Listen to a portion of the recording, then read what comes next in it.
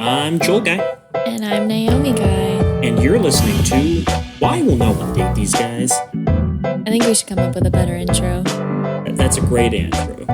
What, do you want us to have like fireworks and explosions? Yeah, I think we should. That all translates really well to an audio-only medium. I guess that's What we need to do is like those old radio serials where, you know, they'd have somebody in the back with like a harmonica or a bike wheel and a piece of cardboard and be like, the motorboat is approaching. I think you're overthinking this. I think I'm not thinking about this enough. We are a high-class production run by high-class people. That's true. It true. only makes sense that is true. We need to communicate to our audience an impressive range of audio effects. Naomi, what are we drinking today? We are drinking the watermelon cucumber cooler juice beverage from Trader Joe's today. I don't really like it. I'm going to be honest with you. What do you think? I think we bought too much, and I really wish they sold smaller juice packs of this. Or just, oh my God, a juice pack if you froze it. Oh, that would be good. Like we should put this in the ice cream maker. That would be fun. That would be fun. Watermelon ice cream. And this is why people come to our podcast, right? For advice about what to do with juice drinks they don't want. Well, we got it from Trader Joe's. That's why people come to our podcast. Yeah. Because this is sacredly just rating all of the Trader Joe's drinks. Oh, okay. Yeah. That could be an extended bit we just do where we work through the entire Trader Joe's. Yeah, I feel like I'm just drinking a watermelon Jolly Rancher. I told that to Joel. He agreed with me, so. You know, when I was younger, I did genuinely think that, like, you would know you had made it if you could just shop at Trader Joe's for all of your meals. And I don't do that yet, but I could. Thought it was Whole Foods, and now that I'm like an adult, it's Trader Joe's. I think my problem with Whole Foods and the reason I don't shop there anymore is because they're owned by Amazon. Yeah. Like, before they had some practices I wasn't a big fan of, and now they're just part of this giant dystopian corporate backdrop. I mean, yes, it's all pretty insanitized and all of that, and I don't know, it's gross to me. I'd prefer shopping at like an actual farmer's market or, you know, a place. You could just get better vibes when you go to Trader Joe's. In Tempe, Arizona, there's a place called Tempe Farmer's Market that's literally like 200 feet from Whole Foods store, right? Yeah. They built it right next to that, wholly knowing that there was like a community-owned place people could go for local Arizona delicacies. It's all about the community. I think it's the vibe that you get when you go to Trader Joe's that like I really like. So Naomi, this is episode 4. We've done our boring intro. We've done our exciting character introductions because we are both actually actors. None of the information we gave in the last 2 episodes is any relation. This is all just a long real bit. lives. Again, this is going to become like a murder podcast halfway through, and if it actually does, that's going to be horrifying. But I think we wanted to talk about like a very important topic in relationships right off the bat. One that's kind of like crucial to good relationships and human interactions of all kinds. What is that topic, Naomi? Today we're going to be talking about consent. And before we start and go any further, I'd like to add a trigger warning. We are going to be talking about consent, but this leads into other topics such as rape and sexual assault. So take that as you will, and please stop listening right now if this topic will trigger you. And we do not plan to go into graphic detail or anything. It's just the nature of consent is inexorably bound with sexual assault. That this sort of thing isn't your cup of tea. Listen to one of our more fun, more enthusiastic, peppy episodes, or just listen to our intros. Or re-listen to them. Honestly, re-listen to all of them. That's where the Benjamins come from, you know. So we actually have gone back and forth and kind of discussed how to present consent, because I think a big issue in how we talk about consent is that a lot of people don't seem to understand why it's important to value like people's autonomy. And that seems like really ridiculous and crazy, but it explains a lot of human behavior if you just assume everybody isn't looking out for everybody else and everybody's kind of selfish. And so like I wanted to talk a little bit about the motivations for like people having sex first. Because I think this helps explain some of the reasons why it's really messed up to like violate people's consent. So I'm a big nerd for an author called Don DeLillo. I think he has written some really fun, exciting books on topics that are probably very boring to the average person. And there's a quote from his book Underworld, which is about a number of things in modern American life. But there is a passage halfway through, kind of disconnected from the rest of the text, talking about sex. And the main character has this to say about it. I'm not saying sex is our divinity, please. Only that sex is the one secret we have that approximates an exalted state and that we share. Two people share wordlessly more or less and equally more or less, and this makes it powerful and mysterious and worth sheltering. Sex is the thing that you can get. For some people, most people, it's the most important thing they can get without being born rich or smart or stealing. This is what life can give you that's equal to others or better even, that you don't have to go to college 6 years to get. And it's not religion and it's not science, but you can explore it and you can learn things about yourself. Naomi, does that quote mean anything to you? I mean, I really think it's powerful because if like thinking about like the first situation in which sex was like brought up in my life, which was probably like middle school, high school, I would say that this is true just because like reflecting on this quote, I would say that this is pretty accurate because it's something that you learn about yourself early on and you can learn so much about yourself without knowing it. And you can go years without knowing, you can keep learning about yourself your entire life by exploring your sexuality and exploring your sex life. So I think it's... and it doesn't have to be pretentious, right? Like, it doesn't matter how old or young you are. It's something that's accessible. It's something that, they have that part about college in here. You don't have to go and get a fancy degree from Harvard in order to understand or access. Yeah. Very few people are going to be millionaires or billionaires. Very few people are going to be Hollywood movie stars. Very few people live out their dreams. But I think everyone has access to this thing called sex. And not only I would say there's a lot of biological desire for sex built into the human condition, it's also something that I think our society tells us is important to pursue. And I don't want to overgeneralize. Not everyone's interested in sex. There's a lot of people who aren't.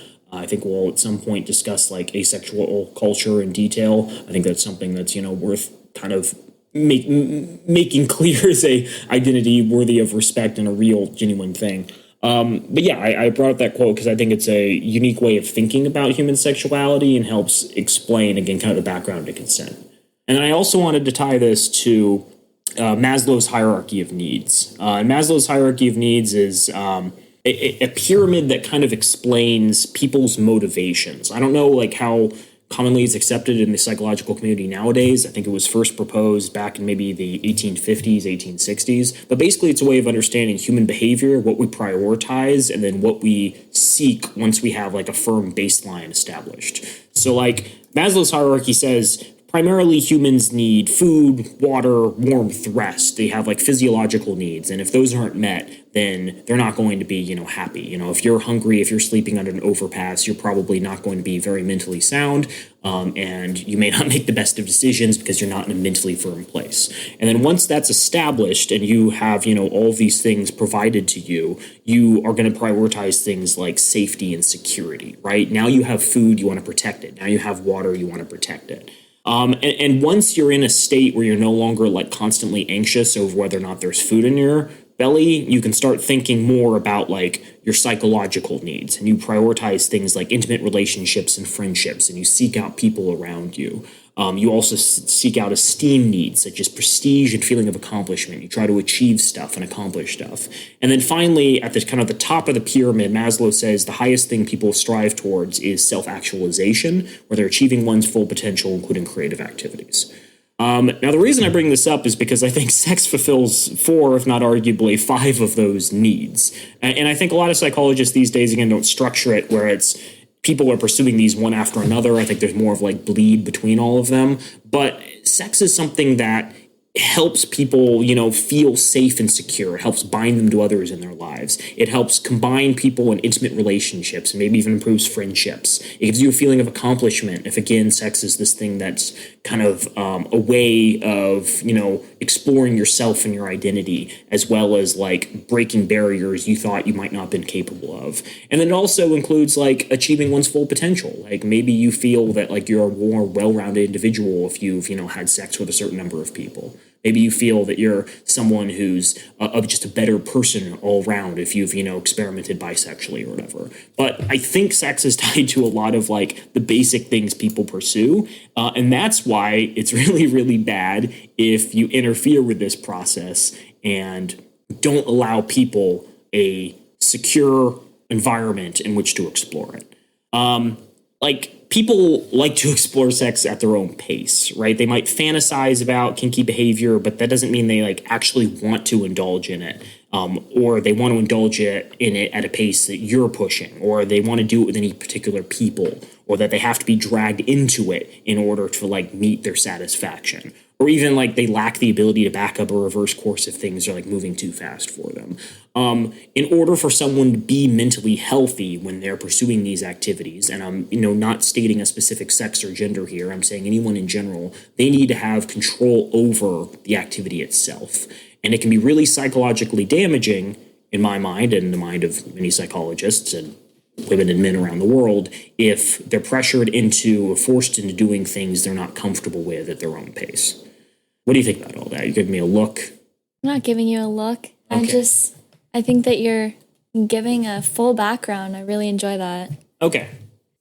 So, with all that in mind, sex being something that's desirable, sex being something achievable, sex being something that gives people a sense of satisfaction and well-being for their mental development, I think it's worth tying this back into consent. So we just went on this sort of aside to a primary topic of consent, and I feel maybe we haven't defined it properly. So do you have like a definition that we can use as a baseline for having this discussion? So I'm going to plug two definitions of consent. One of them is from RAINN organization. I'm going to plug RAINN really quick. RAINN is the nation's largest anti-sexual violence organization. And their definition of consent is an agreement between participants to engage in sexual activity. Is that like a signed agreement? It doesn't have to be. It can be. Okay. It could be a handshake. It could be a verbal. Finger guns? Finger guns. As long as it's a yes and not a no, it is considered consent. Okay. And I will go into more detail with this in my next definition, which is from Planned Parenthood. And their definition is... Well, I don't know if this is definition. It's more of how you recognize that consent has been established. Okay, yeah. So a way that you can recognize that consent is given is what do you call this? Like the FRIES acronym? The FRIES acronym, sure. So it is FRIES, FRIES. The F stands for freely given. R is reversible, I is informed, E is enthusiastic, and S is specific.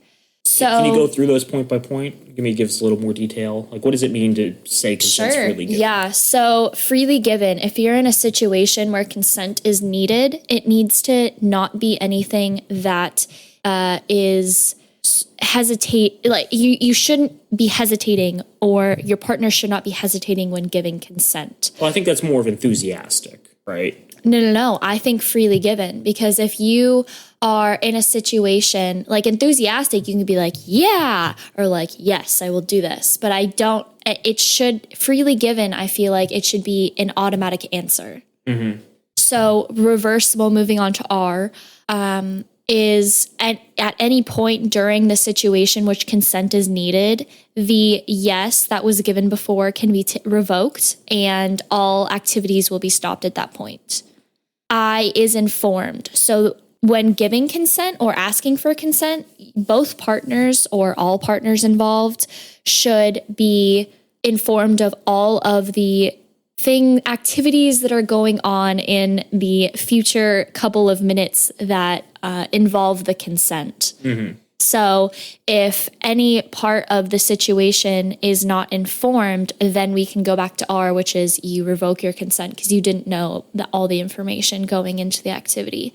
Right. E is enthusiastic. So we want a hell yeah or a yeah, yes, or anything that would show that you are ready and excited for the activity ahead. S is specific. So we want to go with, yes, I am prepared to have sexual relations with this woman. Just quoted Bill Clinton. Not really. Paraphrased. I just thought of Bill Clinton. Allegedly, yeah. Sorry. Let's not get sued. So specific. Yes, I am ready to engage in sexual activity. Yes, I am ready to go down this slide. Yes, I am ready to use this sort of sexual toy. Anything like that would be specific. Great. I think that's a really good framework. I think fries seems kind of like a goofy thing, but it's also like a really useful acronym because it's going to stick in your brain. Yeah. I think it's also a good way of like thinking about consent, because obviously consent can vary considerably depending on the hookup situation, the type of relationship you're in, what some do require signatures. Some do require signatures. Some just require a verbal yes. So you can have your curly fries, you can have your wedge fries, yep. you can have your crinkle cut fries, but at the end of the day, you still got the potato as the base. Yep. And maybe, again, that's a little of a goofy way of thinking about it, but I do think it's helpful to have this understanding that everyone likes fries. Their preferences might vary slightly, but you still need to have this, like, one thing in order to enjoy your fries, and that's a potato and the five. Unpopular opinion, okay. My favorite type of fries are In-N-Out fries, and a lot of people say their favorite type of fries are McDonald's fries, but mine are In-N-Out fries. I'm not a big fan of wedges. It's too much potato for me all at once. That didn't answer my question, which I didn't actually ask you. Yeah. you just wanted... Is this going to be a fast food podcast? Yeah, it's going to turn into it. Yeah, guys. So consent is an agreement between participants to engage in sexual activity, and there's 5 aspects to it. It's freely given, reversible, informed, enthusiastic, and specific. And again, I think it's good that they have 5 separate points because... it's easy to imagine that you've established some sort of agreement with only 3 of those. But say if someone does all that stuff and isn't, like, obviously enthusiastic about it, 1, that could mean that they're not in the best state of mind. But 2, it might also mean that, like, you need to have a serious talk about your relationship. Like, why is your significant other agreeing to have sex with you if they're not, like, genuinely happy about doing it? Why is it that, you want to have sex with someone who's, like, obviously miserable when that happens? Well, that leads sort of into our next point, which is the fact that women are socialized to say yes in situations. Mm-hmm. So I think that we sort of mentioned this not yesterday. This is a daily podcast. This is a daily we come podcast. Out on a daily basis. We sort of mentioned this in the last episode. I was talking about how my parents didn't really raise me to, like, suppress who I was as a woman, and a lot of young women that I grew up around, their parents sort of put them in the woman box and suppressed what they could have been. And so I am really good at saying no, and I have to teach my friends to say no. But like Joel gave me an example the other day, and I was like, oh my God, this is actually so true. He turns to me, and there's coupons sitting in front of me because we were talking about this subject. And he was like, hey, can you, in a very stern voice, he said, can you hand me those coupons? And I was about to say yes, but then I was tricked and I said no, just because we were talking about this subject of women saying yes way too often. So, Joel, have you ever met a person that says yes and overextends themselves way too much? Yeah, and I'll be completely honest, I think I'm one of these people. This is a big issue I have where, like... Were you socialized as a woman? I think I was socialized as a nice person. Which may be the same thing. I don't know. I just did finger guns, to anyone wondering. Again, communicates great to the podcast. We need to have like a Batman biff sound effect or something. Okay. Yeah. No, I mean, when I'm at work and someone asks me to do something, it is genuinely hard for me to say no. And there's typically a couple reasons. It might seem like something that's really simple that I know how to accomplish and they don't, that I know I can get done rather quickly, but it might take them longer. It might be because like they're super nice and like I feel that I owe it to them because they're a great person to be around. It may be that, I have nothing else to do at the moment. And even though there's other projects I could be working on, I can easily put this in my schedule without, interfering with the rest of my workday. But I think that's true of a lot of people where they think that they're obligated just to help out other individuals. And I think it's good to be nice to people, but you need to understand, you do have the opportunity at any time to say no.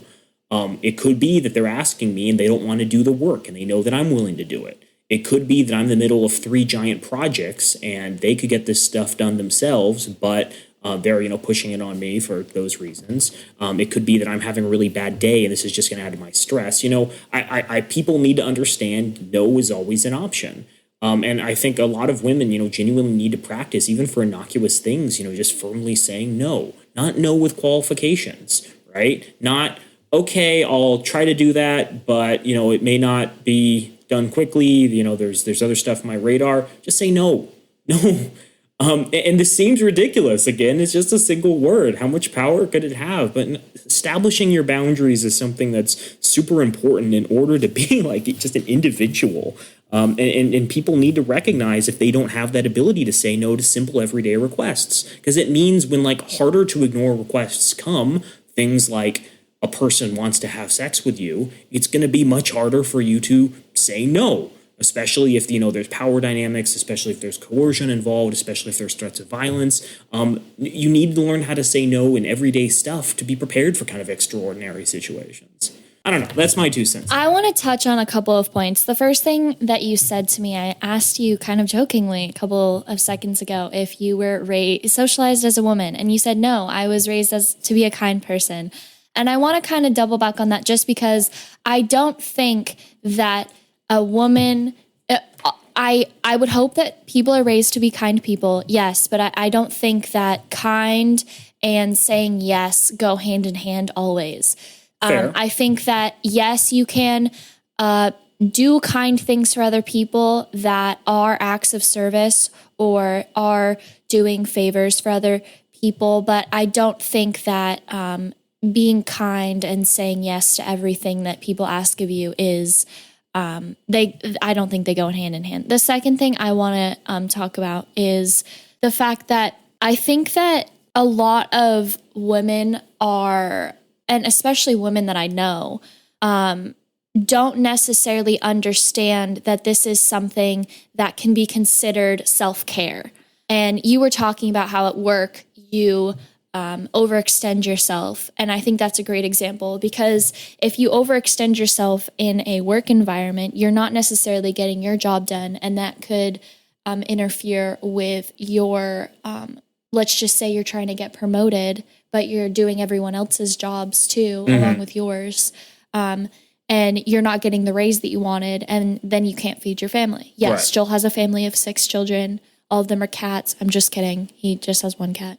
But I think that saying no can be considered a form of self-care. Yeah. I think maybe we need to have an episode that's all about forms of self-care because I think a lot of people don't know how to treat themselves. They don't know what makes them happy. And they might try to fill that void with, sexual behavior, pursuing relationships, buying stuff. But at the end of the day, I think there needs to be more training in meditation or yoga or, just general basic stuff to improve your well-being and disposition and prevent your brain from trying to rip itself out of your skull. There's a lot of stress in the world. There's a lot of concerning overarching things. And even there's, minutia that might be specific to your life. And it's important to recognize, how you can best resolve those issues and deal with them. Therapy's nice, but therapy's very rarely affordable for people. So, what can you do personally? They have gotten better. You can do online therapy now if you have social anxiety or you don't have the money to pay for it. It's not the same, but it has a similar... It has a similar It's still setup. Very expensive, though. Not necessarily. It depends where you go. We're going to price therapy after this. Okay. And your eyes are going to pop. All healthcare is expensive. It'll be in a future episode. We'll talk about self-care and the price of therapy. Sure. But again, I want to circle back a bit because, we're talking about this, from women being socialized to not say no ever. And let's be clear, everyone, yes, just like Joel mentioned, he is the type of person that doesn't like to say no very often. And he's found himself trying to say no more often. Anyone, whatever gender you identify as, can be socialized in such a way where you are socialized not to say no. Right. There might be women in relationships who want to have sex with their male partner, and their male partner has just as much of an opportunity to say no and not be questioned as you would want to have if they were coming after you for sex. And, this goes in and out of relationships. It applies to all kinds of hookups, interactions, whatever, even, at orgies. And I think, a lot of people have this perception that men are constantly horny, that, they're constantly looking for sex. And I feel that's deeply sexist. I'd love to go into the psychology of that. Well, we were raised with a kind of icky classical education, which if you dig too deep, everything's very rapey. The gods are rapey, the demigods are rapey, the heroes are rapey, the talk about the amount of animals are talk rapey. about the amount of dick jokes that were in Shakespeare plays. Well, I'm talking about like classical antiquity. We're talking about like ancient Greeks and Romans. Shakespeare, a little more modern. Shakespeare was Elizabethan. Classical, quote unquote. Okay, we were raised in the Western tradition. They fall under that umbrella, sure. But no, you have like the imagery of a satyr, which is, a male goat guy with like a giant dick, and he would chase people because he was constantly horny, was consumed by his lust.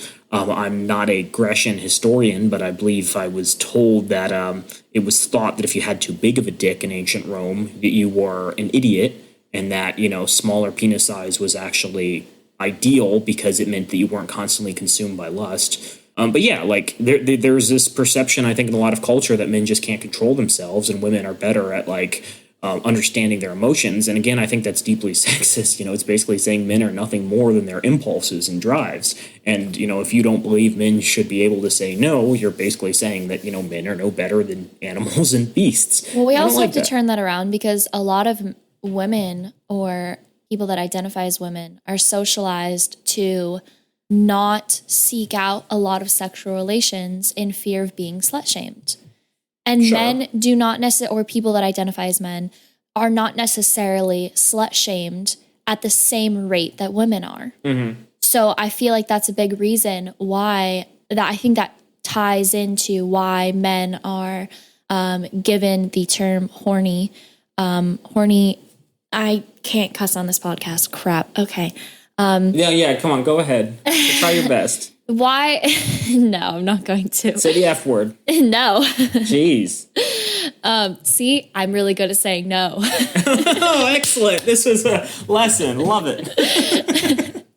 But I think that's why men are labeled as more horny than women, because women don't go after sexual relations as frequently as men do in fear of being slut-shamed. Mm-hmm. And that's not every situation, but I feel like the vast majority of the reason why this is true, that men are seen in this light, is because of that aspect. I think really need to dig into the history of like relationships, because this is something I know a little bit about. And let's start with the Greek gods. We'll really get some good relational. I was thinking about Gilgamesh, the first story of stories. Should we have Mr. Bateman on this podcast? That would be great. Yeah, let's just go through. Oh fuck! What did Enkidu do? Never mind. We're getting off topic. There's a lot of weird stuff in Mesopotamian myth. I agree with you. I think that's an interesting point, but I wonder why that is, and I think it would probably have a lot to do with women being expected to be a pure virginal vessel for their husband in their courtship arrangements that were dictated by families for money and land and power. And sort of as society's changed, obviously that need to marry into wealth and be unblemished when you get married has gone away. But clearly a lot of that still lingers. And I think it's worth, digging a bit into that, because it would help explain, why are these perceptions still around, and, at what point in the future can we expect they'll go away? Because on one hand, I think a lot of guys would like women to be more sexually promiscuous. Yeah. But on the other hand, I think a lot of guys think that women who have too much sex are, sluts, and they don't want to date them long term. And so there's a lot of negative stereotypes and tropes which make everyone's sex experience worse. And so let's see what we can do to correct those. So moving right along into some go-to reasons to allow you to say no. Let's shoot some back and forth. I'll go first. My mom just died. I kind of just want to not think about her. Jesus. Or about anything. Jesus. Reasons to say no. I feel greasy and bloated after all that Taco Bell we ate earlier. Okay, to be fair, Taco Bell's fire, but I don't think I would want to be having sex on either side of that situation if I just had eaten Taco Bell. Does it make you randy? I need to take out the dog for a walk. Oh, that's a good excuse. I don't like you right now.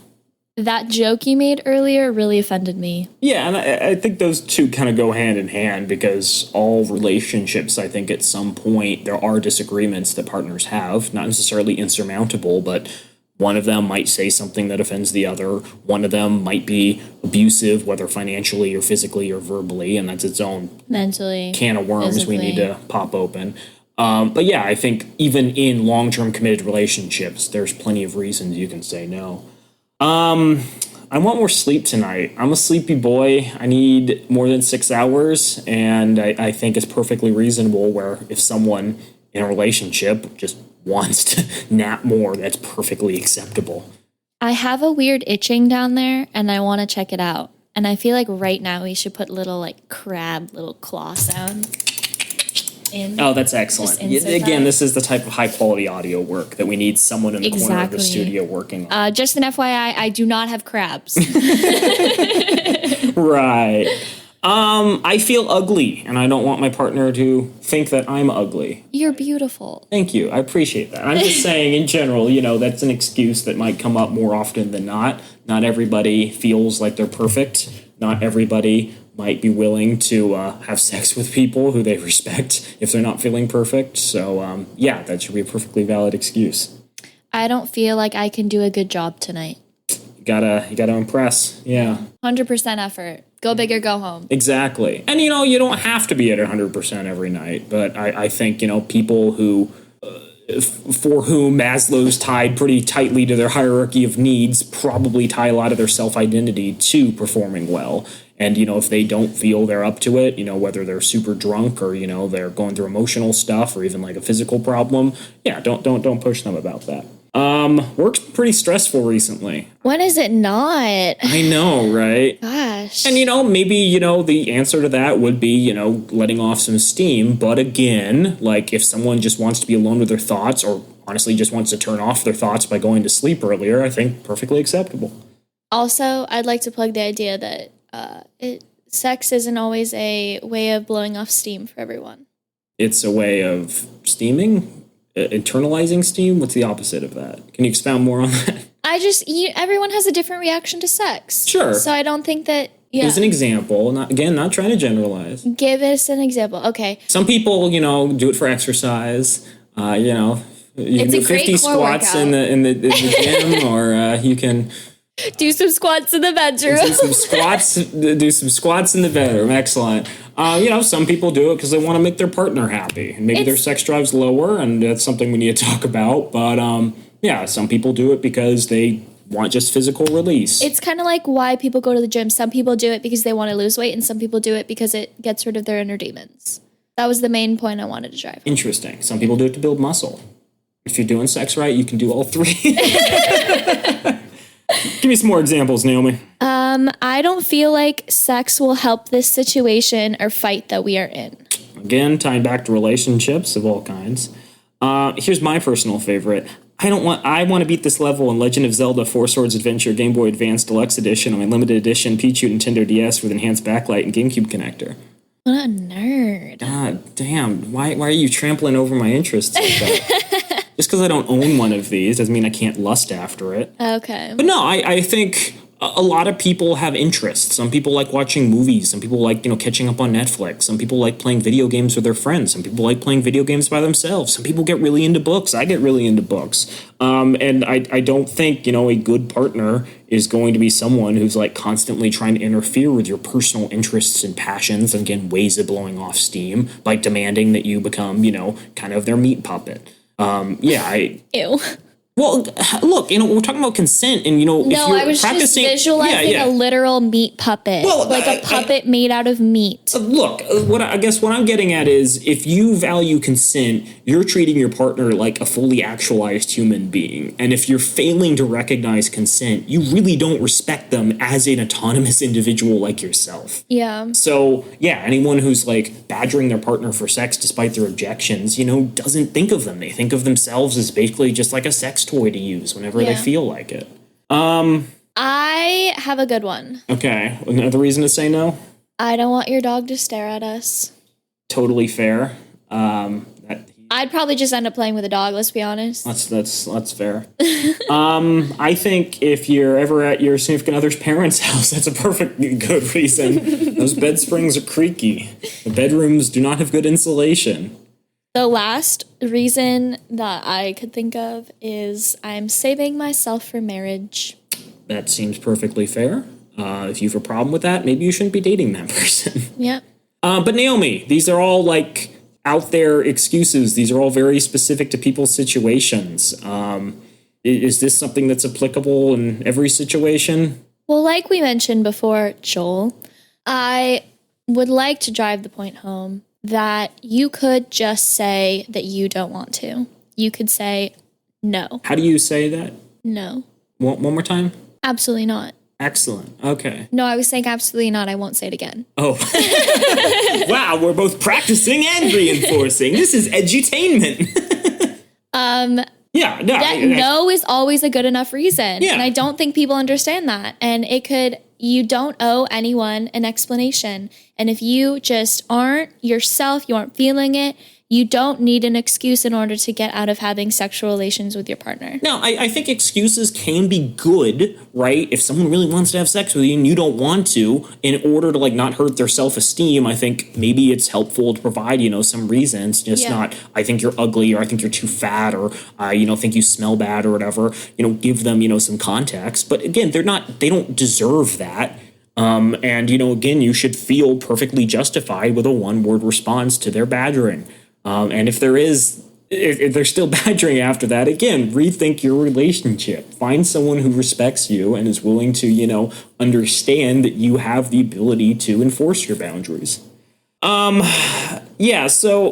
I think there's some people listening to this who are going to say, but guys, siblings, I really want to have sex and my girlfriend keeps turning me down. Shouldn't she understand that I value it in a relationship and have sex with me at least sometimes? What do you think, Naomi? Okay, well, first of all... The answer is no, by the way. Oh, sorry. The answer is no. Oh, okay. Yeah. So the answer to my girlfriend deserves to have sex with me is... Absolutely not. Okay. But what I was going to say, I was going to get to that point. You really just rushed me into it. Okay, I'm sorry. I don't think that if you are having enough issues to call into a podcast that just started... We don't even have a phone number. How'd you get a hold of us? We don't even have a phone number. We have like a weird email address that's linked to the Cayman Islands or something. I don't think that you should be coming to other people for sex advice, for one. I think you should go to your partner. And I think this is such a big issue with a lot of relationships is they don't effectively communicate. But that's a whole different issue. Oh, no, we can discuss that. Point that I want to drive home is that if your partner does not want to have sex with you, you cannot push them into having sex with you. And you shouldn't be asking around for ideas of how to get them into bed with you. Right. If they just don't want to be having sex with you, that's it. Yeah, you should have sex because you like people. There are underlying issues in someone's relationship if they have to like pay money or do the dishes or watch the kids before like sex is involved at any point. Unless you're really into domination or something. But like that's a whole different subject. That's something, you need to discuss with your partner. And I think, people believe even if they like understand consent that there should be this wiggle room. And I think there's this basic understanding of consent, which is like, yeah, in most instances, but like if I'm in a dedicated long-term relationship, maybe things change. No. Yeah. I think that some people portray that as a gray area, and I don't think that's true. Well, okay, so here's my middle ground there. Okay. I think in long-term relationships, you should have a discussion with your partner about how consent is applied. And this doesn't have to be a super formal thing, probably should be a super formal thing, but it can be kind of a casual like, hey, I don't like it when I'm cooking at the stove and you come up and squeeze my butt, right? I don't like it when I'm asleep and you come into bed and wake me up and, try to initiate sex. I'm not a big fan when we're out of public and you like kiss me on the lips. It embarrasses me and makes me look less professional. I don't like it when you come up behind me and use my ass crack as a Visa card swiper. I don't like that image. You're welcome. Yeah. Boy, yeah, that just... So let's really just jump into this is where our trigger warning applies. Let's jump into some issues in which consent can be skewed. 17 situations to consider and what to do next. This is straight from healthline.com. Examples of how consent can be skewed between sexual partners. And I think that this is such an important topic because I have a feeling that a lot of people don't understand that they were raped when they were. I think that's fair. Again, this goes back to socializing, people being expected to act in a certain way to be considered polite and not bitchy or aggressive. And I think a lot of people will, question their motives and be like, was I too nice to them? Was I too flirtatious? Was I, wearing, a certain thing or giving them the impression of stuff? Sure. Yeah, exactly. And that's really damaging, because there's both people who have the perception that certain type of clothing justifies them having sex with you, but also people wearing that sort of clothing, it might make them feel confident and empowered and happy and all of that. But then if something bad does happen to them, suddenly it's kind of a mark of shame and just another question mark to add to the situation about whether or not they deserve any responsibility for what occurred. And I certainly don't think that's the case. So we just want to get into it? I just have to get into it. Yeah. It is rape if, and here are 17 situations. I initially said yes. So this goes back to the FRIES acronym. You can reverse your decision at any time. And I don't think that if you are in a situation where you are uncomfortable that you should keep going. Second situation, I said no, but they kept asking. So I eventually said yes to get them to stop. You are now sacrificing your emotions. You're putting aside your physical well-being in order to satisfy someone else. And this is considered coercive consent or coerced consent. If someone is repeatedly asking you after you had said no or have said no multiple times, this is considered coerced consent, and this is considered rape. I want to interject here for a second. Are you familiar with, the series Girls Gone Wild? The one from the early 2000s? Maybe late 90s, early 2000s, yeah. With the Hefner bunnies. Is that still, around? I thought it was women on, spring break. And might have been some actresses, too, but I thought it was mostly, I think we're talking about two different things. Let me look. So, from my recollection, Girls Gone Wild was, one of the first, I guess, widespread amateur softcore porn. There might have been actual porn part of it that was filmed on location during spring breaks in Florida or other beach towns. And the idea was you'd have a cameraman following women around, asking them to take their shirts off and flashing them for beads. And they'd ply them with alcohol in order to make them more agreeable. And eventually they might invite them back to their tour bus and, promise them, I think, maybe cash, maybe just beads if they made out with girls or whatever. But the whole point was, look at all these flirtatious sluts, look how attractive they are. Look how easy it is to coerce people into doing things. And I want to say the creator went to prison on some criminal charges. I don't doubt that. But I mean, the reason I'm bringing it up is because, you're talking about saying no, but they kept asking. And pretty much in all of these videos, they were just take off your shirt. No, take off your shirt. No, take off your shirt. And it was just this constant badgering and reinforcement of a bunch of grown men yelling at these 17, 18, 19-year-old girls, that they should, get naked for their entertainment. And what's especially fucked up is there was a court case where a girl actually took them to court and said, hey, I was illegally coerced into showing, my breasts on TV, and now they're being sold around the United States on, this video. I don't want them selling this. I want it taken down, and I want, restitution for them, putting, my naked images up on TV screens around America. And the judge was like, well, on the video, you did say no a bunch, but you were doing so in kind of a flirtatious way. And because she had said no, in kind of a flirtatious way, he eventually was like, oh, you don't get anything. And obviously that series is no longer around. It's not something that I think has been, in my mind, discussed since the early 2000s. They might still be filming it. I have no idea. But yeah, it's really fucked up that our legal system, values certain principles and is so willing to look the other way when it's there's sexual entertainment involved. There's, women's exploitation involved. I don't know. Maybe this was a long preamble just to get to that anecdote, but you get what I'm saying there? Yeah, I get what you're saying, and I think that ties into the way that society portrays sex. And I think that anyone who is entertained, like our entertainment industry is literally based around sex. Like I can't name a single movie that I've watched recently that didn't involve like one sort of sex scene. Well, maybe you're a pervert. Maybe I'm a pervert. Yeah. Yeah. So you're right about Joe Francis. Going back to that, he served 270 days in jail really? Okay. in 2013.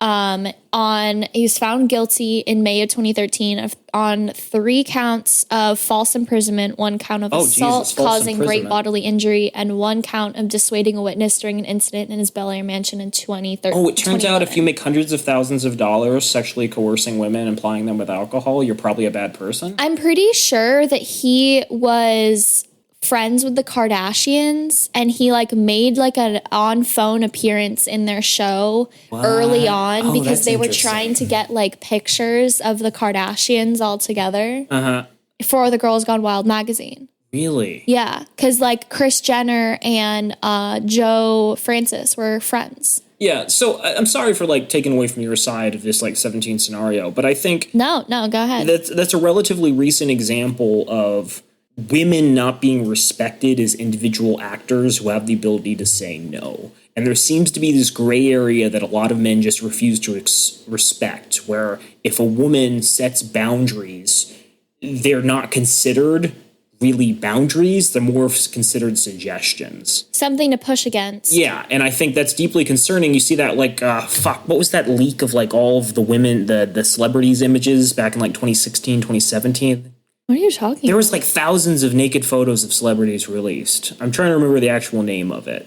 But in the same way, a bunch of people are like, oh, they shouldn't have put their photos up on their iCloud accounts if, they expected not to get hacked. And it's like, that's such a stupid reason. The consent was reason. not freely given, right? It was hacked. It was taken away from them. There's so many reasons to like take nude photos. Like if you're a celebrity, you could just want like a portrait done or something like for your. Maybe you need like a photo shoot and they need an idea of your proportions. Maybe you just were feeling yourself that day and you were like, wow, I don't feel this confident normally. I'm going to take a picture to remember. Maybe you're tracking weight loss and like you've been doing this every month for a while to kind of see, whether or not it's progress. Maybe you're tracking weight gain because you want a better bust. I don't know, but it's not anybody's business. And I think Girls Gone Wild, leaks of people's like nudes, a bunch of amateur porn on the internet, it's not consensual because people in no instance do we have evidence, they gave their consent for that stuff to be released.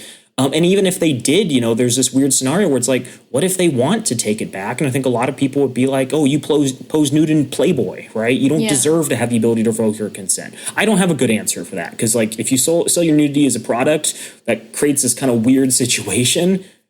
I've watched a bunch of documentaries, the After Porn series. I think it's still on Netflix. I watched it a number of years ago, where these porn artists were talking about how much they like regretted being in pornography films and talked about how much they like wanted to take it down because like they'd be recognized on the street or they couldn't like throw birthday parties for their children. Oh, that's fucked up. Because like the parents would show up and be like, oh, I know who you are. Like you can't be raising a child. I don't want you raised around my children. I've heard a lot of teachers have lost their jobs because they used to be former porn stars. And it's like, oh, you mean someone who's actively helping children deserves to be condemned because they were trying to make money to stay alive? Yeah. I mean, it got as bad as like some of the former porn artists didn't want to go to their sons, their adult or teenage sons' birthday parties because she felt like the son's friends would recognize her. Right. So I think in those situations, like obviously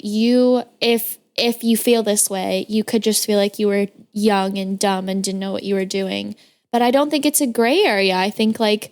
Well, I guess what I mean by gray area is not, yes, there's, implications of this morally. I mean more of like, I think there's people listening to this who, again, think they understand consent, but are still actively pursuing these things. And you need to understand you're not really respecting consent if you're constantly violating the autonomy of individuals. If you're pirating people's OnlyFans, that's a great example, right? You're stealing something that's their livelihood by saying, oh, I deserve to have these nude pictures of this person given to me for free when they're just trying to make money off this. And again, pay rent, finance themselves through medical school, whatever. So I do think that's something that, listeners need to think critically about. It's like, Okay, maybe you've never like actively sexually assaulted anybody. Great, good for you. However, are you violating people's consent in other areas of your life? Do they have the ability to say no and revoke, consent after it's given? If, you're actively pursuing this kind of content, you're probably not respecting that. I'm sorry, that I don't know where, that came from. I just felt, that's something I wanted to dig a little more into. It needed to be said. Speak your truth. Okay. Number 3. Back to our list of 17. Actual list of 17. Yeah. Number 3, I said I didn't want to do something specific, but they tried to do it anyway. The next couple that I list are kind of self-explanatory. What are we on? 3, 4 now? Mm-hmm. I asked them to stop doing something and they ignored me. Number 5, I said what they were doing hurt, but they kept going.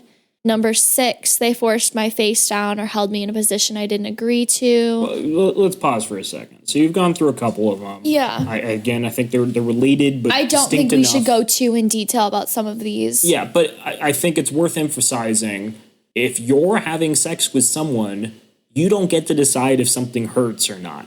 They know far better than you do whether or not that's the case. You don't get to say, I'm close or whatever. No, that's super fucked up and potentially like medically damaging to them as well.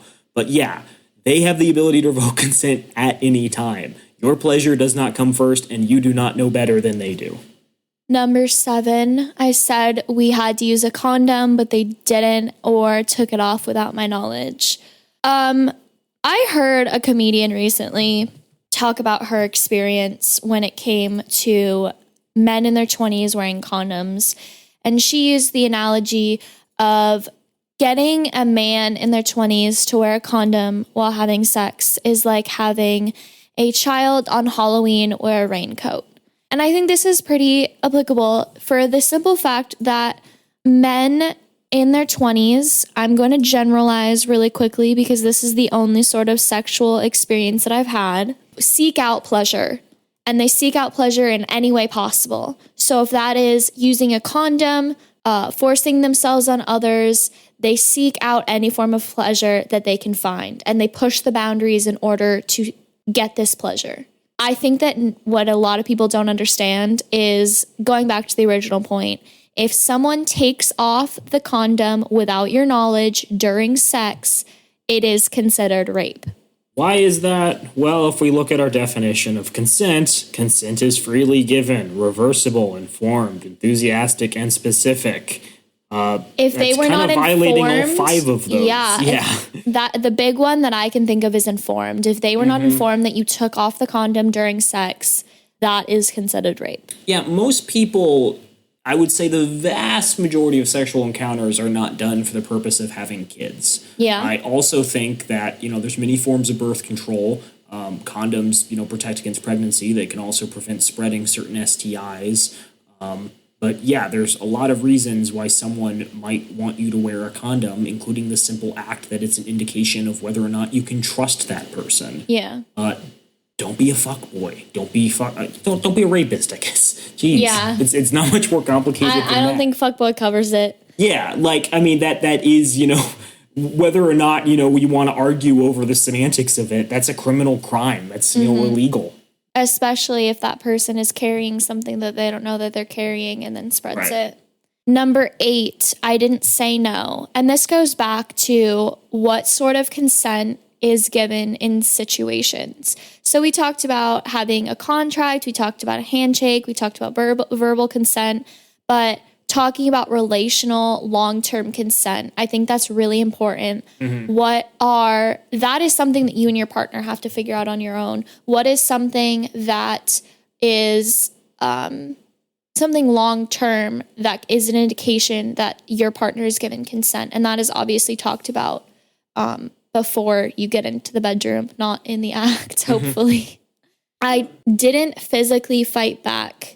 I don't think that you should have to fight back in order to get someone to stop their actions towards you. I don't know if anyone listening to this is going to, dispute, if there's fighting back involved, consent. Hey, we're giving all the information. That's fair. Podcast. Okay. Number 10, I don't remember what happened. Number 11, I was asleep or unconscious. Number 12, I was drunk. 13, they were drunk. 14, I was high. 15, they were high. All of these have to do with substances involved with having sex. So let's talk about substances that mess up your brain cognition. Let's talk about alcohol for a second. Okay. I'm not a big drinker. I don't like the taste of beer. We're both gluten intolerant from parents that have gluten intolerance. Makes me gassy, makes me feel kind of bloated. That said, I enjoy fruity cocktails. I enjoy ciders. And especially when I'm at parties, I enjoy drinking a couple of those. One, for the flavor, but two, because I think alcohol is a social lubricant. Yeah. It makes you, I think, a little more chatty and personable, breaks you out of your shell. It makes you more likely to talk to people you don't know, which can be super helpful when you're at a party with a bunch of people you're not familiar with, right? Alcohol can be really helpful for improving your, social, I'm going to say social performance. That's not really the right word. just in general, interacting socially. And I think a lot of people will drink alcohol, even if they're not, interested in getting drunk, simply so that they can, quote, loosen up. Yeah. Now, I think it's worth noting that there are certain limits to drinking alcohol, such as, you might black out. You might, get liver damage. You might have any sort of health ailments that accompany, long-term alcohol use. And people need to be aware that there, are problems that come with consuming alcohol in, high quantities. At the same time, though, someone who consumes vast quantities of alcohol is not responsible for, someone stealing their wallet. They're not responsible if their car keys get stolen and their car is, driven into a mailbox. And they're definitely not responsible if they're sexually assaulted, right? I think it's super important that to is not true in all states. We need to touch on that. I think it's Minnesota, where if you are sexually assaulted, it is considered your fault and you cannot sue the perpetrator. And let me back up a second. The reason I'm going over all the reasons people would want to drink alcohol is because people don't drink alcohol so that they can necessarily have more sex. They're not going out and drinking alcohol so that they can be more desirable or so that they find other people more desirable through the beer goggles effect. Typically, they're just drinking alcohol at parties to have fun. Yeah. And you can't pretend that, because they drank alcohol, that's an invitation to have sex. I think that's, the furthest from the truth. I think, in all activities, there's plenty of reasons people do that, and especially when drinking excess at parties. You drinking excess at parties is not something that can be considered an open invitation to sex, and people shouldn't take advantage of that. I hope that's abundantly clear. If not, let's also go over the fact that you are responsible, even if you are completely obliterated, you are so far gone that you don't remember any of your actions the next morning. You made the decision to drink alcohol and you are responsible for your actions, meaning that you're responsible for sexually assaulting or raping another individual. Okay, so can we discuss this? I don't want to get into details. This is obviously a very harsh buzzkill conversation. Yes. I think a lot of people are likely confused over this distinction between someone not being responsible for getting sexually assaulted and somebody being responsible for sexually assaulting. And as far as I'm aware, legally, this is a super gray area that varies significantly state to state, and that, even college campuses might have distinct rules on. So I don't have a good answer. I don't have a general principle. I think the reality is a lot of sexual contact between people does happen when they're taking substances or drinking alcohol. And I would say try to avoid those situations if possible. I'm not saying you're responsible, but remove the ambiguity from your relationship. We're talking about, or, even not a relationship. But when we're talking about consent, consent is something that's freely given, reversible, informed, enthusiastic, and specific. And alcohol blurs the lines for all of that. Is that enthusiasm a byproduct of the giddiness that comes with drinking alcohol? Are you really being specific, or are you, slurring your words and unable to articulate what you want? Is it informed if you're kind of fading in and out mentally and can't necessarily make decisions? Probably not. Is it reversible if you pass out halfway through? Probably not. Is it freely given? Again, arguable with that, social lubricant in you. in a relationship, maybe you can have a conversation about, when to involve alcohol in the bedroom. But yeah, it's a awkward, messy situation that doesn't have a lot of clear answers. And I personally, my opinion is people should avoid it. It doesn't make them responsible if they do find themselves in these situations where they've been sexually assaulted. I'm not blaming the person that is sexually assaulted. Yes. Sexually assaulted. I'm saying that the person who was, let's just say, under the influence and committed a crime and raped another individual is responsible for their actions. Yes, I would agree with that. Legally and morally. Yes. If you punch somebody when you're drunk at a bar, you're still going to be responsible for that. You're still probably going to be booked for assault. Yes. Arrested for assault. Yeah. Okay, number 16. We were friends. Acquaintance rape or date rape. So more than 1/3 of rapes are committed by a friend or someone that the survivor knew.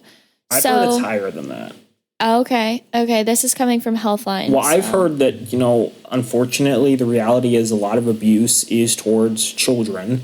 Mm-hmm. And something like 90% of all abuse, if you include that, is from parents, guardians, friends, family acquaintances, etc. Other family members. Yeah.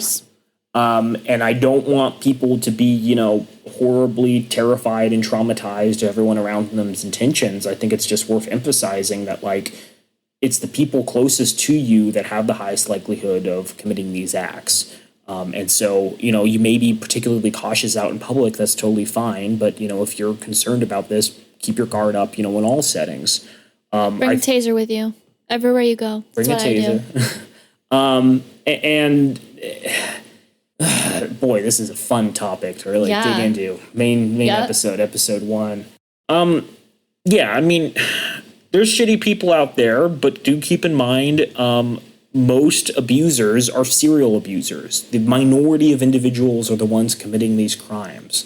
I've heard, the 80-20 rule apply here, where any one person has a very low chance of, being a bad actor, bad entity.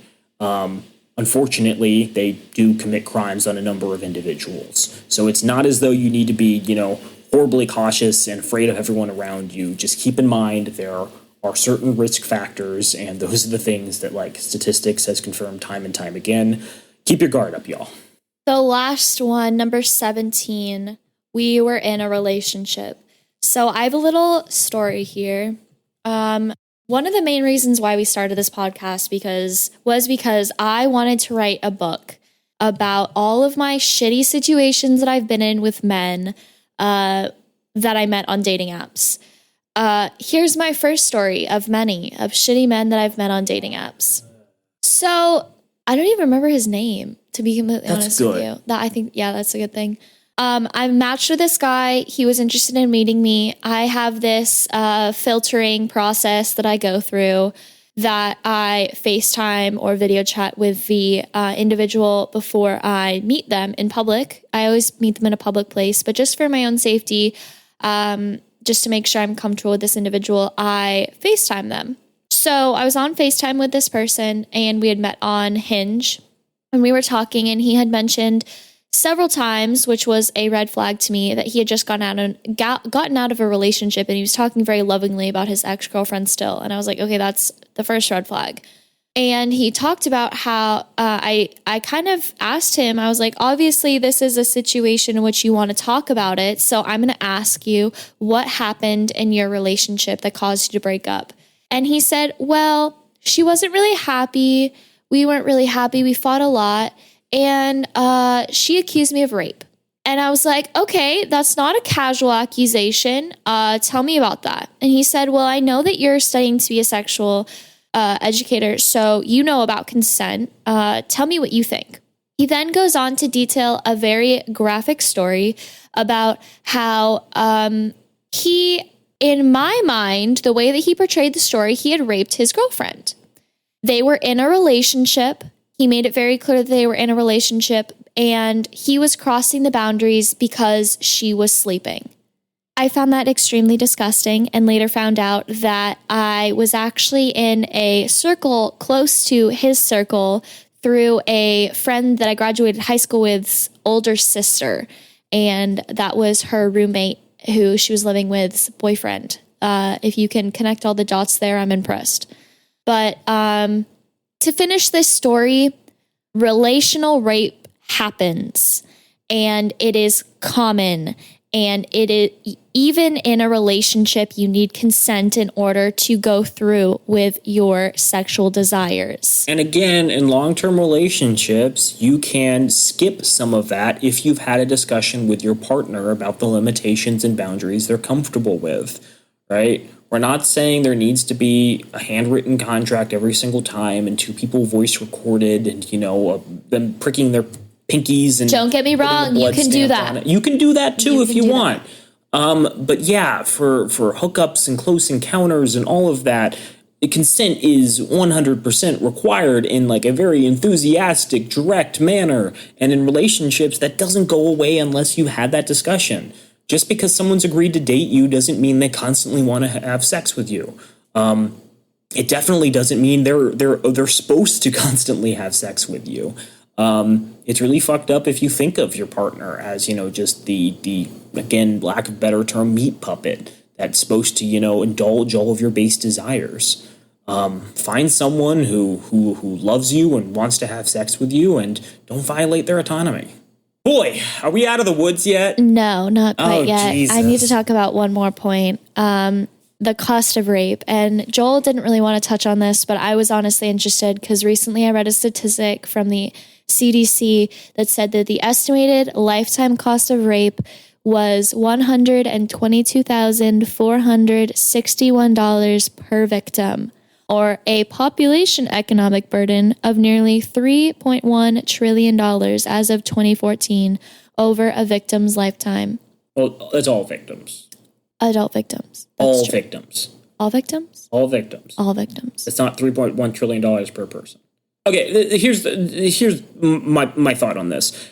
I think you're a really shitty person if you judge exclusively the impact of rape on how much it costs the person who was assaulted. I think that's a horrible way of looking at things. You should care about human beings because they're human beings, because you have this like common heritage, because you recognize them as worthy of value in the same way that you are worthy of value in love and affection. With that in mind, I think there's people who will say, oh, sexual assault isn't that big of a deal. It's not that big of a problem. A lot of women are just complaining about, one night stands that they didn't go the way they wanted. And no. Or they say that it was all made up. Or they say it's all made up. And, I think a lot of people still don't treat mental health with any degree of respect. They'll say, I think a lot of people are just pussies these days who, don't know how to take a joke or, they don't know, how to be strong and resilient like we were back in the day when we were fighting, the commies over in wherever we were fighting the commies. There's too many countries to name where we were fighting the commies. But look, my point is there are actual costs that you can quantify, even if you think in this incredibly fucked up way, even if you don't value the needs of women and the effects that they suffer because of this. There are serious economic repercussions, both for the average victim and for the economy as a whole. And so, these things have been tabulated, have been calculated, and it's worthy keeping that in mind when talking about this issue of sexual assault. It's that it impacts all of us. This trickles down and harms all of us in the end. Don't think of it exclusively in terms of economic value, but if you need some way of sort of understanding the scope of the issue, $122,000 per victim is pretty fucking high. So let's move on to a segment that I will continue to report back to. I'm going to call it what it is, and I'm just going to say, I'm going to name it Calling Out ASU. Oh, Jesus. Like Naomi, where is ASU? Like many of you know, Joel and I both, one of us attended, one of us is still attending Arizona State University. And as the individual still attending Arizona State University, I keep up with the news. Careful, we want the ASU sponsorship at some point. Last year around this time, a story broke about Elena, and there's a hashtag stand with Elena. I think that was the hashtag. Justice for Elena, sorry. I follow and am looking to be a part of the Sun Devils Against Sexual Assault group at Arizona State University, which is a group of individuals who are alumni, current students, and faculty getting victims of sexual assault involved with or in contact with lawyers and people that can help them get justice against their perpetrators. So last year on this time, the news broke at Arizona State University that a girl was raped and did all the right things. She went and got her swabbed and gave her clothes over, reported the crime, gave all the information she could, and Arizona State University did absolutely nothing. The police blamed Elena, and she has asked for a compensation. I think she's tried to sue Arizona State University, and a lot of other clubs at Arizona State University are coming forward and standing with Sun Devils against sexual assault. In order to show the university and the administration that we do need a care center, a CAARE center that would provide therapy and other sorts of counseling for victims of sexual assault and rape. And that is the end of this segment for this episode.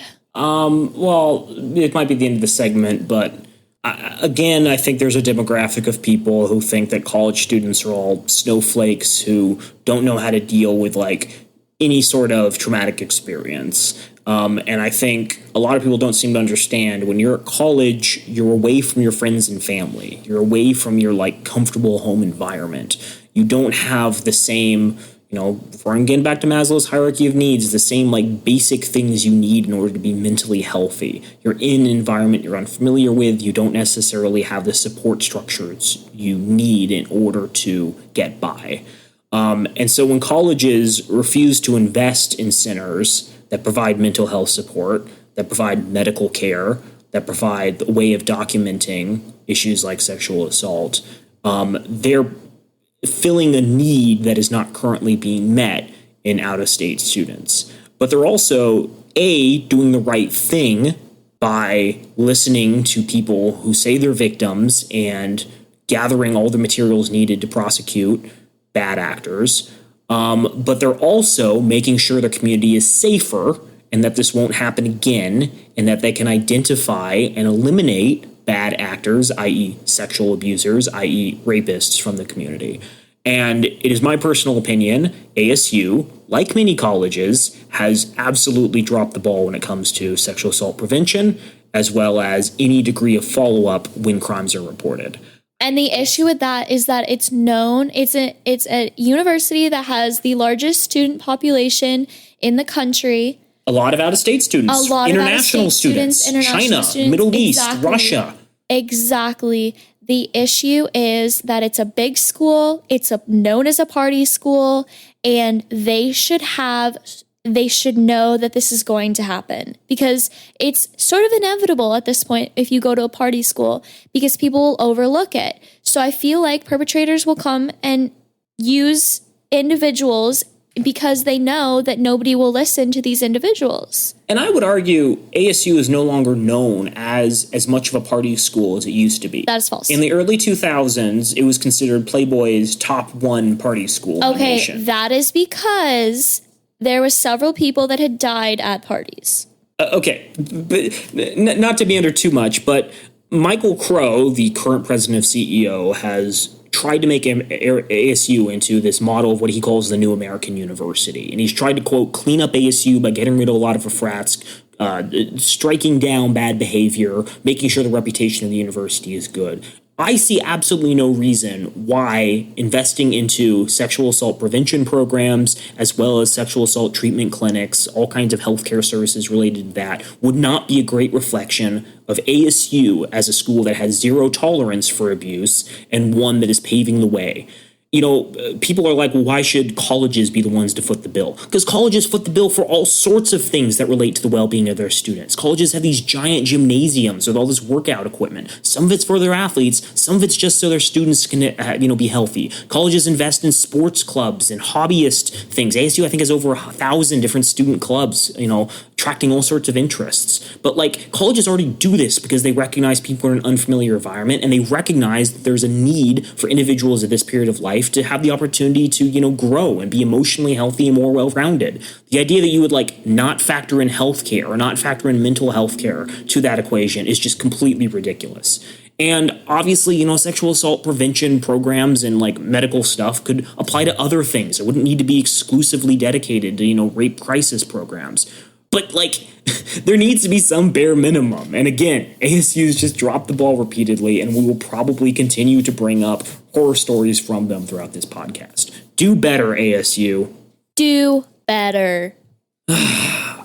Naomi, we're nearly through. We're nearly through. There's one other thing that I think is worth bringing up in a discussion of consent. Same way that I think a lot of guys will look at revenge porn online and not think of it as violation of consent. That is dick pics. I want this on the record. I have not sent a dick pic in my life. I want this on the record. I have received a number of dick pics, unsolicited dick pics. I'm assuming you haven't sent any dick pics in your life. You don't know that. This is true. What if I want to intimidate the person that's sending me dick pics by sending another person's dick pic? Yeah. I've read a couple studies on this.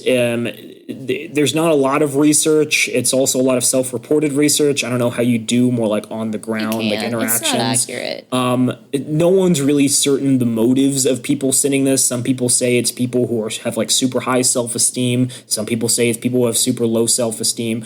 Doesn't matter. They're shitty people. In the same way that you should be arrested and prosecuted if you're flashing people on the street or masturbating to people on the bus, you should probably have some degree of criminal penalties for just sending out your dick to random individuals. It's fucked up. People agree to put themselves in sexual situations. When they open up a text message and a dick appears, they did not agree to that.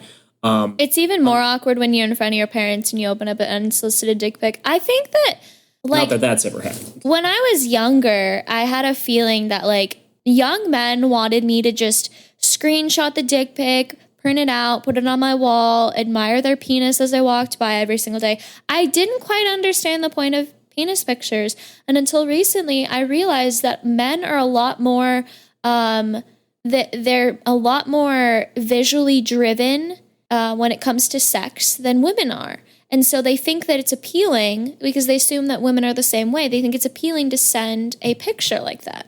I agree to some extent. I mean, I think when we go back to Maslow and the top part of the pyramid, it ties into this esteem aspect where people want, prestige and a feeling of accomplishment. They want to say, oh, I'm so sexually desirable. Women, are sending me pictures of their nude bodies in return for my dick. They want people to say, you're very attractive and you have incredible stamina or whatever.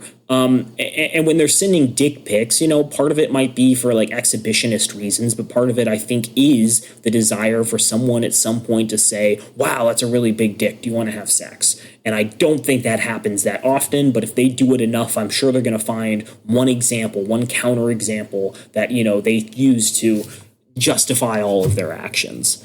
Don't send dick pics, guys. That goes for women too. That goes for all genders. Unless they ask for it. Unless they ask for it. And when we're talking about consent, that should very, very much be explicit when you're text messaging with someone. Remember, kids, consent is sexy and it never ruins the mood. And if it does ruin the mood, maybe that's not the right person to be having sex with.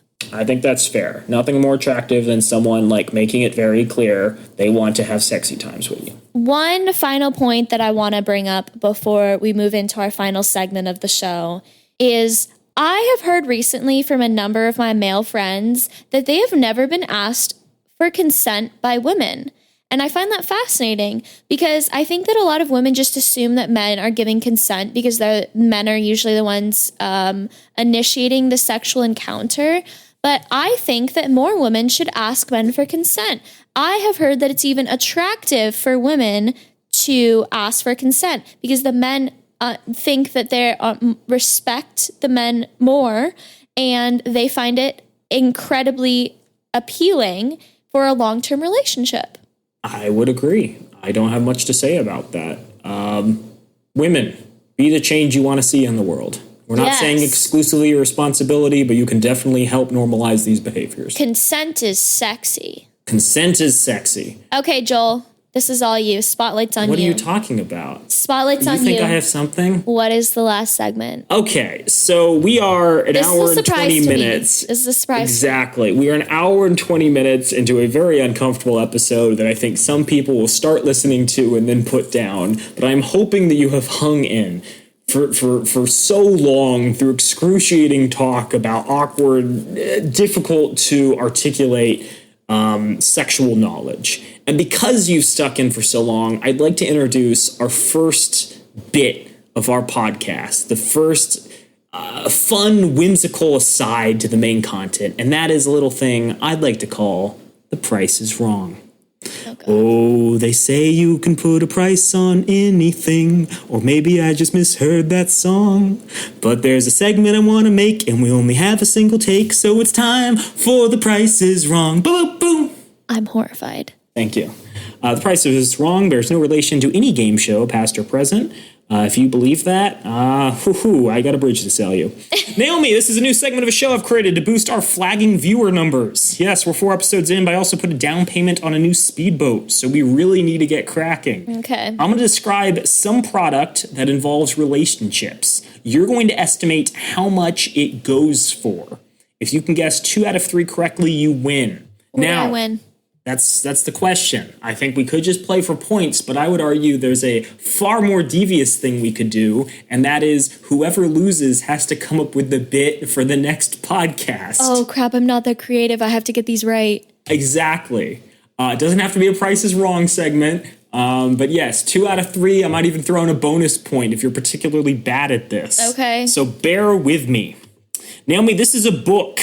I'm going to read a description written by the author. Oh, God. After I read this description, you are probably going to cringe uncontrollably, but then I'm going to need you to tell me how much this product goes for. Naomi, some guys call it the lazy man's way to easy sex and romance. And here's a quick look at just a few of the proven techniques the author will share with you inside. These include 3 magic tricks you can start using this weekend that'll have women begging to have anything goes sex with you, even if they're married or have boyfriends.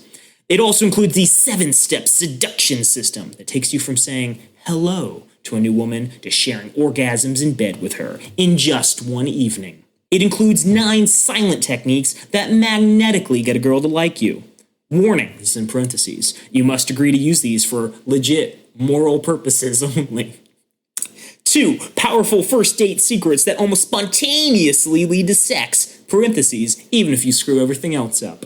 And finally, 7 simple secrets to changing your appearance as soon as tonight that will immediately double or even triple your attractiveness to women. Naomi, this is a miracle product. This is the snake oil of relationships. I want you to tell me how much this book goes for. Joel, I'm sorry I wasn't listening. Can you redo that entire bit? I'm just kidding. Do you want me to? I'll do a voice. No, I do need to go back to the rules section of this segment. How close to the price do I need to be in order to be right? That's a good question. I'm going to say within 10% of the actual price. Some of this stuff might be super cheap. Some of it might be super expensive. We'll say within 10%. Okay. And you said this is a book. I'm going to go $17.99. $17.99. Naomi, you do not know how to value knowledge because this thing is retailing for $39.97. Fuck my life. $39.97 is approximately 3 Taco 12 packs from Taco Bell plus sales tax. Think about what you could be buying. Can we get tacos after this? We should get tacos after this. Okay. It was Cinco de Mayo this week. We should celebrate and recognize it in some way. At Taco Bell. Let's be clear. There are many reasons to recognize the holiday of Cinco de Mayo that don't involve food and cultural appropriation. We just enjoy tacos and we live in Arizona. Don't judge us. We should make margarita. No, I didn't just say that. I'm underage. I can't drink. I just drink margarita mix. Let's be honest.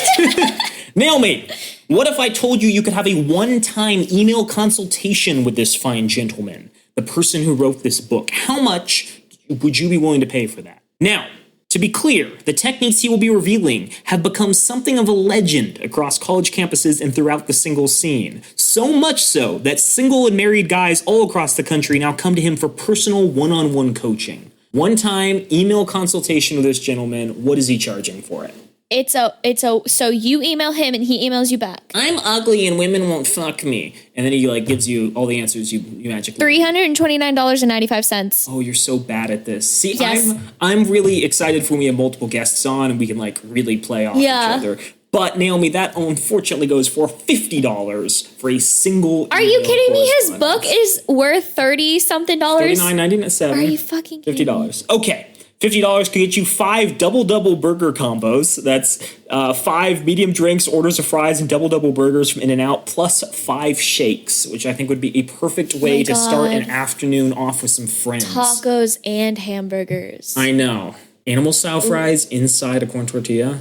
No, I was talking like in the same meal, not together. Okay. Naomi. Yep. Now, you can get this book, the book I already mentioned, with 5 exclusive reports attached. These include creating attraction through body language, what if she has a boyfriend, getting over your social anxiety, how to detach yourself from desperation, and workplace romances. This includes information such as revealing a single word that will completely eliminate social anxieties in 14 days or less, and 5 ultra-powerful words to speak to a woman in this situation, make her instantly obsessed with having sex with you. Naomi, this does not go for the price the creator thinks it's worth. It goes for $39.97. But he believes this is a what dollar amount value? It's how $5. 5 reports plus the book is how much value that he thinks he's bringing to you. I'll give you a hint. The whole package goes for a rounded figure between $500 and $700. $4,569.95. Naomi, I said $500 and $700 it goes between. Why did you say $4,000? Because let's try that again. The way that you just described him as a person just makes me think that he thinks that his products are worth way more than they're actually worth. You should have taken the hint. It goes for $600 for the complete package, but again, he's selling it for just $39.97. I thought you said, what do you think he thinks it's estimated for? Yes, and I told you between $500 and $700. Naomi, for $600, not including sales tax, you can get 2 elite annual passes to Legoland. That's unlimited admission to Legoland, California, Legoland Water Park, and Sea Life Aquarium for 1 year, including the Brick O Treat Party Nights entry and a 25% discount on dining and retail in the park. Okay, new plan. Spend your money on that. New plan. We hit the road right now. We grab In-N-Out and tacos on the way out of town, and we hit Legoland later tonight. Sure you don't want to support this sad, desperate sack of shit? I'll tell you what, I don't want to support him because I will not be sharing a link to that content or his name. He's a shitty human being, and I want to make fun of him. Thank you for playing The Price is Wrong, Naomi. What was your final score? I believe it was 0 out of 3. So, guests, get ready, because in the future, Naomi will come up with a new exclusive segment, a fun, whimsical distraction from some of our more serious content. It'll probably involve food. It will and probably you'll have to listen to us chomp on things. This is going to become an ASMR podcast. ASMR murder podcast. It's ASMR, it's not ASMR. ASMR indeed. Okay. Naomi, I think that might be it for our episode. I think that's a good place to wrap it up. Outstayed our welcome. I hope people have either learned things about consent or refreshed your knowledge. Please, keep in mind that consent is something that allows people to explore different aspects of themselves. It allows them to, truly become an actualized human being. Don't be the fucker who messes up with that. Don't commit crimes. Be a good person. And actively try to learn stuff if, you feel uncomfortable with any of these topics and need a refresher. Consent is sexy, kids. I think we are sexy. Oh. Yeah. Okay, well, it has been fun. Thank you so much for spending time with us. Have a great week, everyone. We hope you have a great week. Until next time, this is us signing off.